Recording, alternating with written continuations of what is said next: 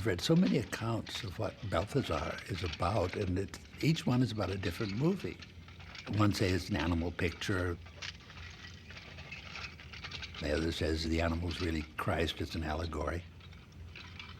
I think one of the enormous strengths of this picture is that it is all these things at once. If you talk about Bresson, then his style is what you talk about, so automatically you're talking about him. So if you define the style, you're sort of defining the man himself. Among the influences which would make the man himself, we have to be very careful about picking and choosing. One of the ones that's often chosen is to call Bresson a Catholic and to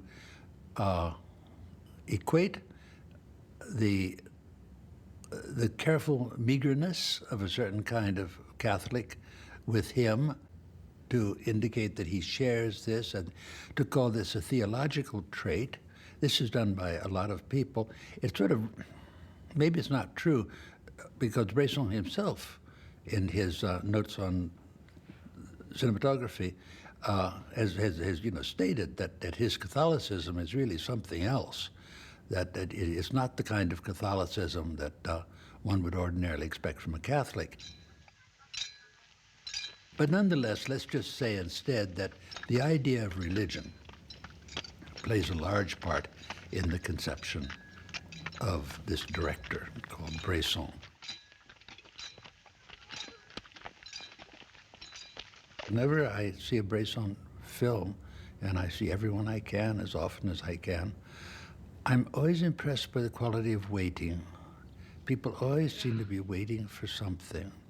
That could be, of course, a Christian attribute. The Christians are always waiting for something like the end, for example. But all of these things put together constitute the man and hence the style.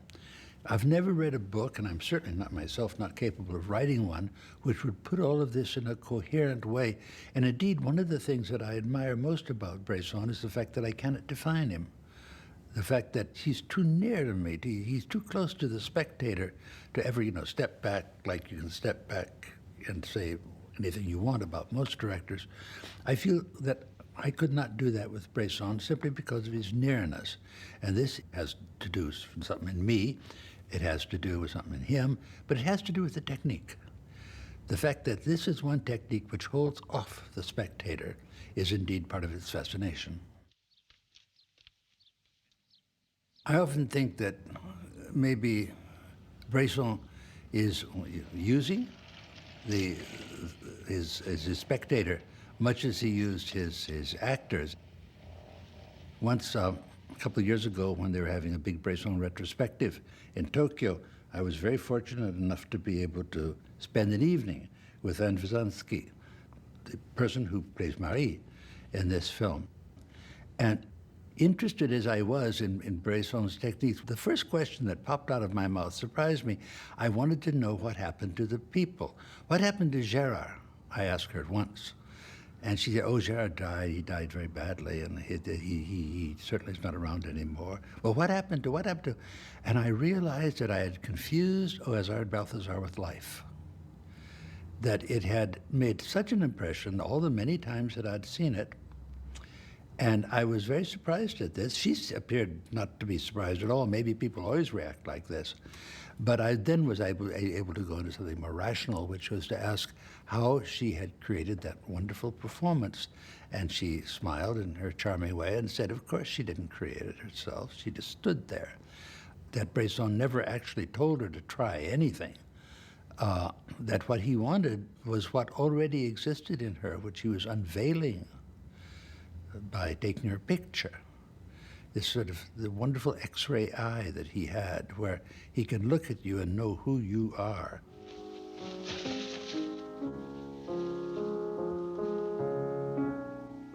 Marie.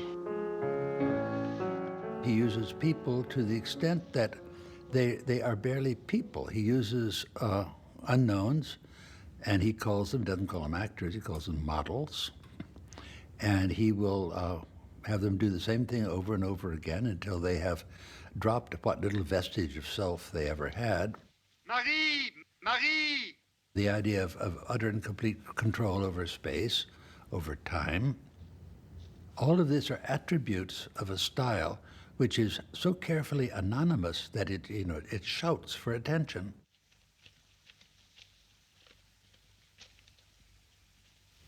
Bresson's style is discreet to the point of invisibility, and yet at the same time we can say things about it.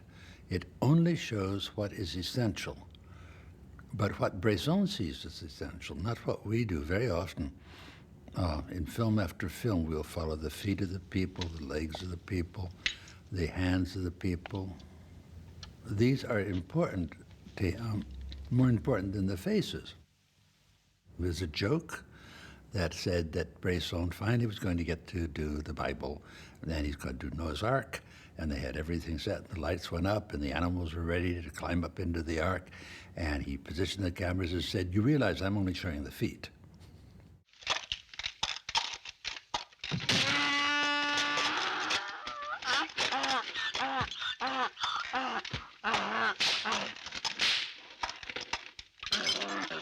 In regards to this film and other films, people have spoken about kind of a necessary cruelty in Bresson. I mean, why beat the poor donkey? Well, if you think this is a Disney picture and that beating the poor donkey is bad for the donkey, then you're looking at something. But in a picture like Bresson, the idea of cruelty is so close to all the other qualities, salvation, for example, that it makes it very difficult to think of him as being concerned about one quality at a time. What I like about Bresson is that in his pictures, we're usually concerned about 2 or 3 qualities simultaneously. Jacques. Marie. But beyond all that, we're interested in a further meaning which we cannot quite grasp. We teeter on the edge, and I think the film teeters dangerously when we see our protagonist, the donkey, practically crowned with palm leaves. But again, the film recovers itself so magnificently. Anybody who's seen that will retain the mirage of the circus sequence, where we see the animals as though they were human. The look of the lion, the look of the elephant, all of this done in complete silence, as though this is the point of view of Balthazar, which it might not be. All of these things equated, and all of them mysterious. I guess it's the mystery of Ozard Balthazar that I prize most.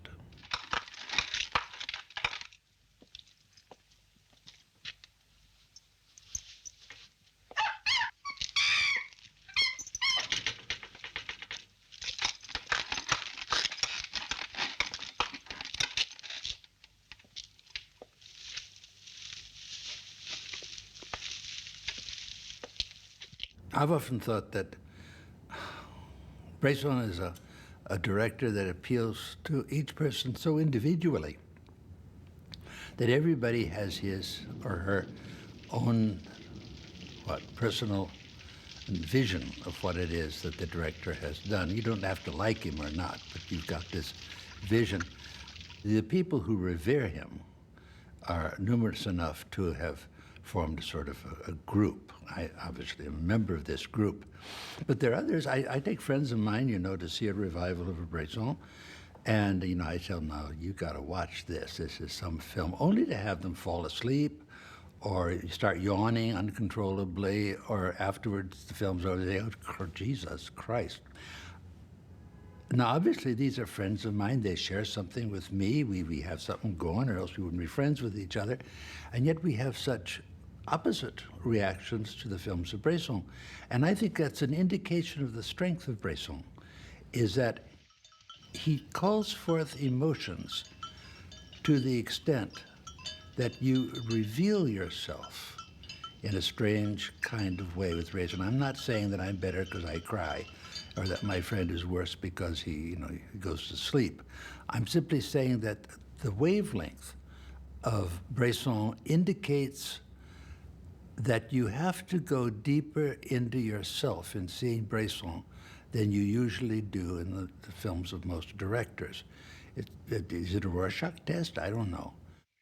But there are enough people who are sort of convinced by what he shows us that they first are willing and later look forward to. How many times have I seen Ozard Balthazar?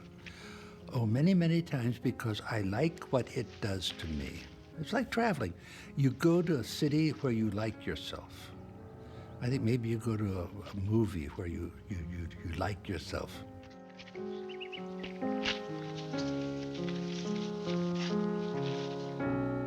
Other reasons maybe for the persuasiveness of Bresson is the fact he's the only director that I know of that addresses our two senses simultaneously. He never shortchanges them. Usually most directors are going to show us this or we're going to make us listen to that. In the case of Bresson, they're pretty well balanced, and sometimes the unexpected takes over. At the beginning of Ozard Balthazar, we get the whole thing, and just in the sound. We get the Schubert Sonata, we get the background noises, nature, they're out in the old country home, and this is broken by a donkey's bray. So they've got the whole story right there. So he uses sound to what? Encapsulate his meanings. Look at the ending of Ozard Balthazar, where without any comment at all, just sounds, the soughing of the wind, the bells of the sheep, and then the miraculous entry of the main theme from the Schubert as closure. Then we watch what this causes, and this causes Balthazar to gently kneel down and die before our very eyes.